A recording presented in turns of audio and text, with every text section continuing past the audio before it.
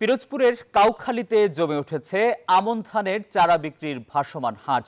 এই হাট থেকে আমন ধানের বীজ কেনেন কৃষকরা। সপ্তাহে শুক্র ও সোমবার বসে এই হাট। এখানে কয়েক লাখ টাকার আমন চারা বেচা কেনা হয়। গোলাম মোস্তফার তথ্য এবং ছবিতে দেখুন বিস্তারিত।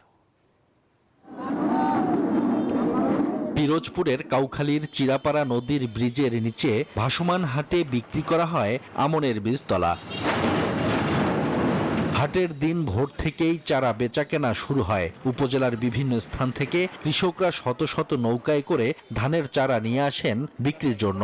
এই হাটে কয়েক লাখ টাকার আমন চারা বেচাকেনা হয়। এখানে 80 মুটিতে এক পণ 15 থেকে 2000 টাকার ভিতরে বিক্রি হয়। এই হাটটা তা বলতে পারবো না, আমাদের ছোটবেলা হচ্ছে আমি আমার বয়সে 50 বছরই আমি নিজে বীজ এখানে বিক্রি করছি। আমন ধানের চারা 80 মুঠো হিসেবে বিক্রি হয়। এজন্য কৃষককে গুনতে হয় 1000। ওদের স্বপ্ন পূরণে পাশে থাকতে পেরে আমরা গর্বিত।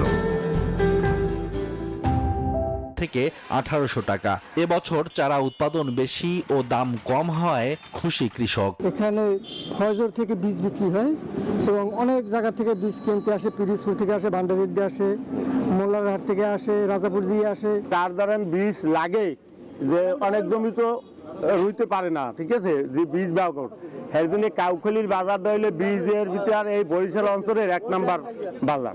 বীজতলা তৈরিতে কৃষি বিভাগের পক্ষ থেকে কৃষকদের সব ধরনের সহযোগিতা করা হচ্ছে বলে জানালেন এ কর্মকর্তা। আমাদের এই পিরোজপুর জেলার কাউখালী উপজেলাটি একটু তুলনামূলক উঁচু হওয়ার কারণে কৃষকরা এখানে বীজতলার তৈরিটাকে একটি ব্যবসা হিসেবে নিয়েছে এবং আমাদের কৃষি বিভাগ তাদেরকে সর্বাত্মক সহযোগিতা করছে কোয়ালিটি বীজতলা তৈরি করার ক্ষেত্রে।